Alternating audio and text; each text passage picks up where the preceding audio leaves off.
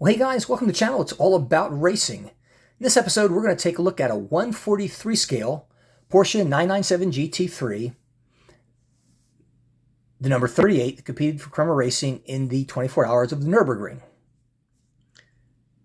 Now, as I mentioned, this is a 143 scale car. It is a limited edition attached to this black wooden base. It also includes an acrylic jewel cover and a box. Now, this being part of the Nürburgring collection, the box is adorned with the German flag, as you can see on it. You also see the German flag on the front of the base, and the number and the number of which this was built in the series in the back. And I believe this is 143 out of 300. And the back of the box also has the German flag. Sometimes it has the Nürburgring track on it. In this case, that is not the case. You can see the car through both sides. I'll be quite honest with you, I really don't know much about this car.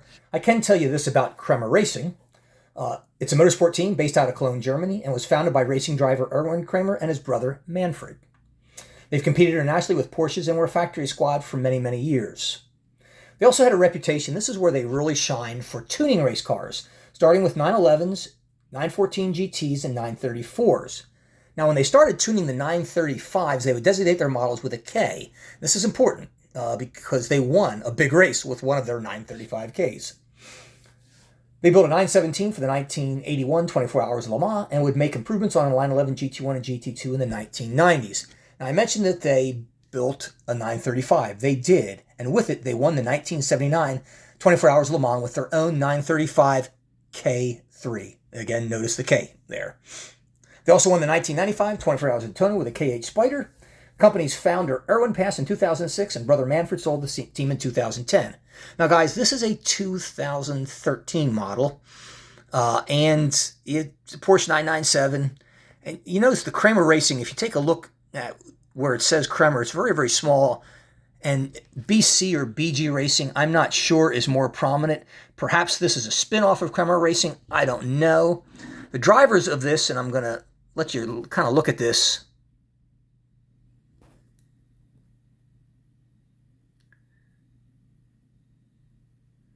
Now, it would appear to me that they're French and not German. I'm not sure. I couldn't find who any of these drivers are, but while we're looking at this, take a look at the detail of this car. It is absolutely astounding.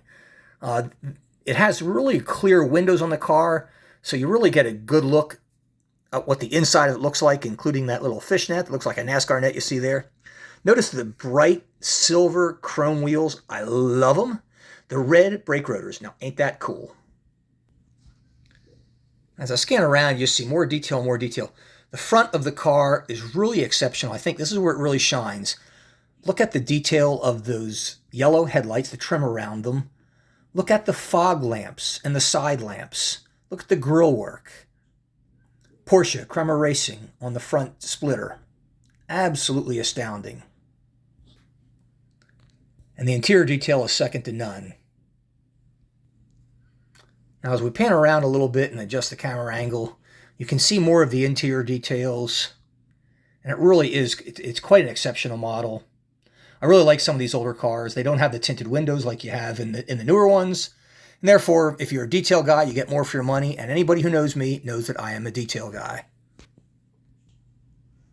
Now, as we pan around the back, you see that big old massive rear wing. God, I love it.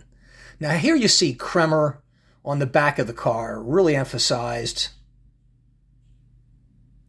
It says Chrome Motorsport. Of course, you got blistering all over the car. Got the tow hook on the back, the exhaust pipes.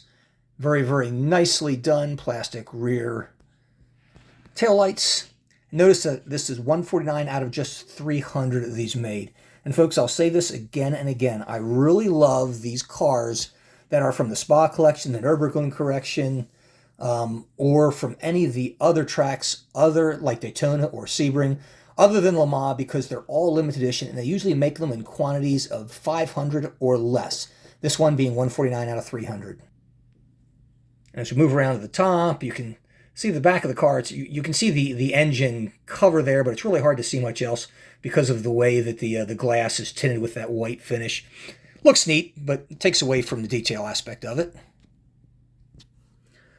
So if any of my German friends can share me any information about this, the names of the drivers perhaps, I'd certainly appreciate it. I will redo this entire video if you could provide me with that, because I have not been able to find out anything about them on my own. Guys, thanks for watching. See you in the next video.